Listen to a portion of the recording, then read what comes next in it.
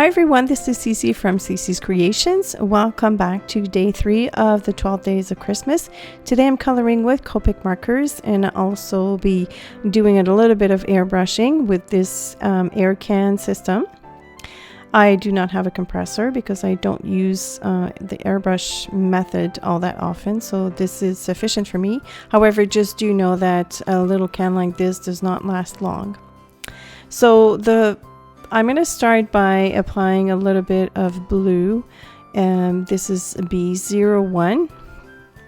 And for the airbrush system to work properly, you need to use the chisel tip pointing this way, and then you just push on the marker until you hear it clicking.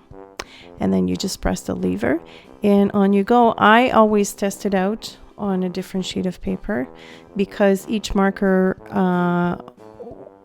it's kind of like temperamental. You have to know how to use it. I don't use it all that often. As you can see, I have a few patches, but in the end it's not going to matter too much. I will be adding a little bit of yellow and a little bit of light green. So I'm going to be mixing these 3 colors. I just wanted to create a little bit of interest outside of these very strict lines that I have going on in the sketch. It's almost like creating shadows, but not. It's like a multicolored shadows or shading. I always get confused. But here's the look. I like it. It's softer than, using color directly onto the pine needles. So there are several methods of using Copic markers. I keep going back and forth between starting with a dark color or starting with the lighter color. Either way, it's fine. But I usually choose 3 colors, light, a medium, and a darker. However, for these berries, because they're so small, I didn't bother by using a light color because I wanted to have some kind of a reflection on them. So that's why I left a white space. And I'm using R29 as my lighter value, and then R89 to do the shading. And you're going to see on this one, I completely covered the catch light. So I'm going to use my colorless blender, which is in essence a Copic marker without any pigment in it. And what it does is it just removes the color. However, it removes the color very slowly. And also I advise you to use it not sporadically, but do not try to create a white spot all in one shot. You have to apply a little bit, let it dry and run its course, because it is going to keep on reacting and getting bigger and bigger. So let it dry and then come back, and let it dry and come back. And here are all the berries that I have colored. Those little longer thingies, berries, I wasn't sure if they were going to be leaves or flat berries. They're flat berries. So I colored them red. Okay, so here is a big boo-boo. There's always a boo-boo in everything I do. I dropped one of the markers because I usually hold 3. Like if I'm using 3 markers, I usually hold them, all 3 of them in my hand. So I always have one in my right hand while I'm coloring and the other 2 in my left. And one just dropped right there. So I have tried to use the colorless blender to push the line back. I wasn't totally successful, so the line is still there. It doesn't bother me, but for the sake of the photo at the end, I've photoshopped that line. I mean, it got lighter, and I also was slicking gold in that area, but I wasn't able to get rid of it.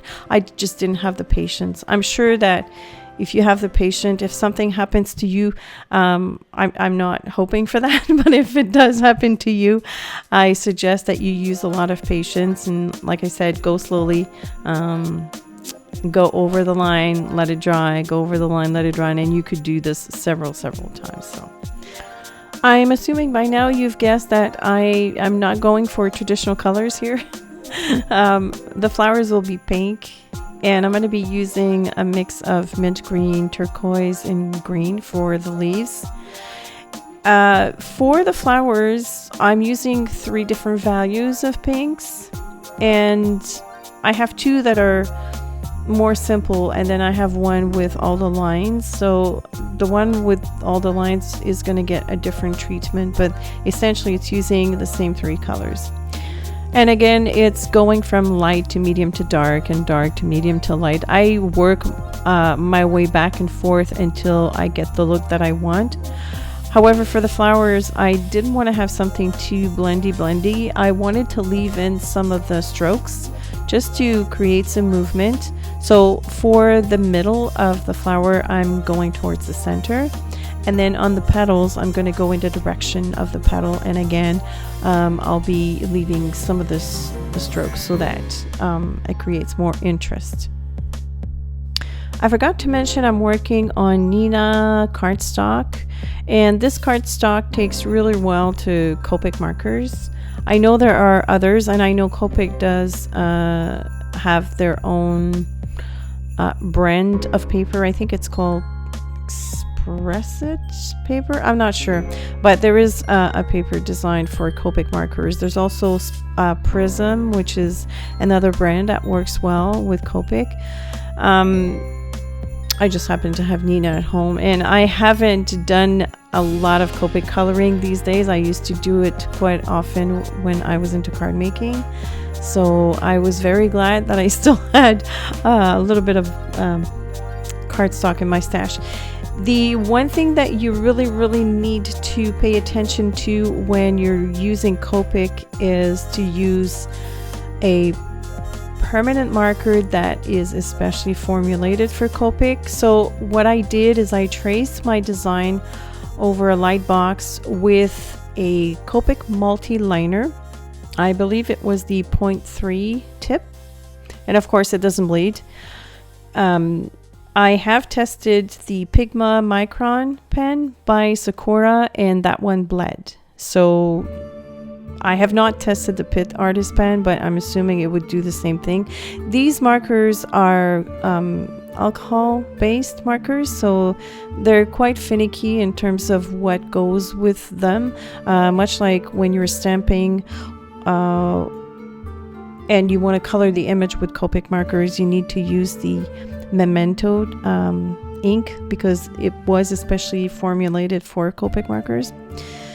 I'm not sure if there are other brands right now, but I know that a few years back that was kind of like the only ink that you could use.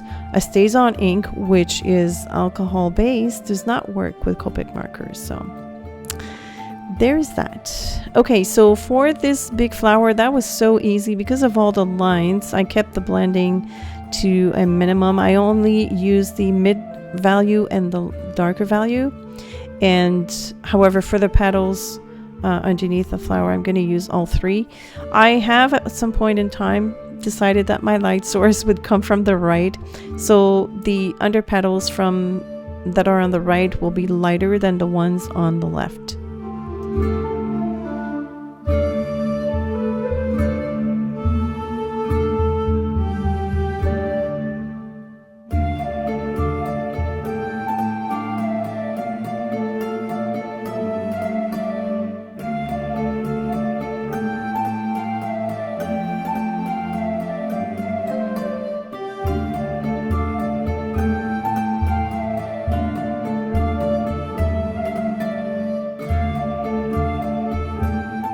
If you don't want to retrace the sketch, there are 2 other solutions. You can either print it on a laser printer, if you have one at home, or you can send it in for photocopying at your copy center. I have used both methods in the past, and they are totally safe with Copic markers. However, if you have an inkjet printer at home, do not print your sketch on it intending to use Copics. The lines will definitely bleed. So laser printer, photocopy is fine. Inkjet is not.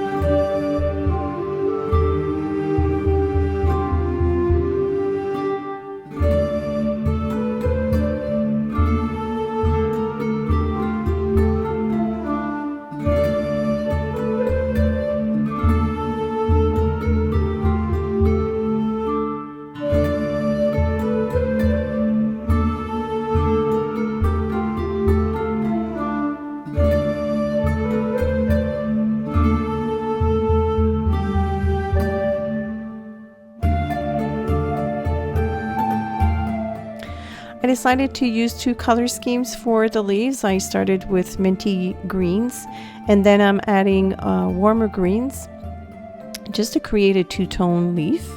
I quite like the look, actually. The green will not go all the way to the tip of the flower except for the middle vein. I kept that towards the base so that I could still see the minty greens.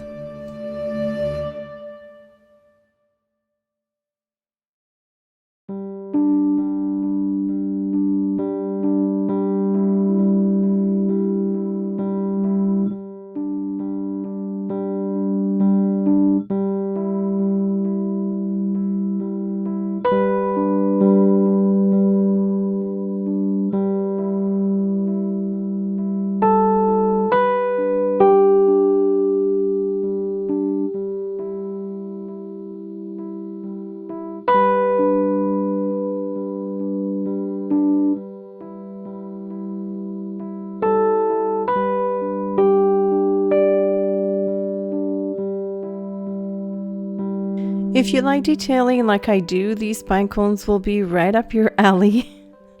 I'm not gonna lie, they were a little bit labor intensive, but I love doing this. This is relaxing for me. So what I did was I went over the whole thing with E42, which is my lightest value, and then each of the little sections, they're not petals, right? Are they bark? Are they scales? I'm not sure. Let's just call them sections. So each section will be treated independently. So on each of them, I went with E43 for my mid value, and then E44 for the darkest areas. And then I just went over each of them afterwards with the E42 just to blend everything. And I think that it makes this pine cone a little bit more realistic. You don't have to do this. You could totally do just one coat of E42 and then use the E43 to work your way up towards the top, like maybe stopping like 1/3 of from the top, and then taking the E44 and doing the bottom section. But I just happen to enjoy that. For me, it's relaxing, it's fun, and I happen to love the look, so why not?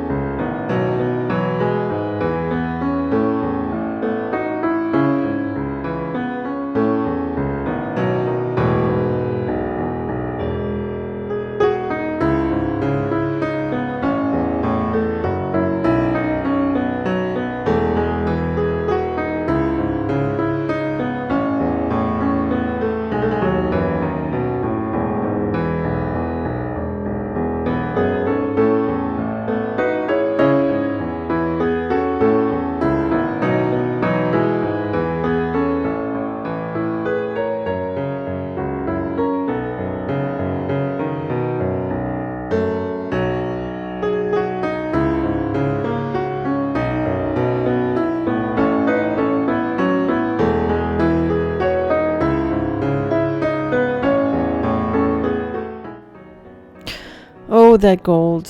It is so amazing. This is made by Copic, and it is so rich. I'll be applying this with a calligraphy pen, nib pen. Yes, nib pen, I think it's called. The tip that I just showed you, I purchased from Jet Pens for $1.80. Believe it or not. Actually, I purchased 2 for $1.80, so they were 90 cents each. That almost seems unreal, but I have the invoice right in front of me. The nib is called Brause, Brause 361 Steno Blue Pumpkin Calligraphy Pen Nib Fine Point. And it is super flexible, perfect for this gold ink. I just love it. So I'll be adding tiny dots inside the other two flowers, and I'm going to be flicking, of course, that gold ink. I was looking for other ways to incorporate that gold, honestly, but I think it would have been overkill, so I restrained myself. And I'm adding shadows to the left of each of the elements with BV 000 and BV 000. And that's it. That's it. The illustration's done. I really like how it turned out, and I hope that you've enjoyed watching this. And as usual, if you have any questions or comments, please feel free to leave them below. Don't be shy. And I invite you to go and check out my Etsy store if you want to buy all 12 sketches. And I'll be back tomorrow with day 4. Thanks so much for watching, and I will see you later. Bye.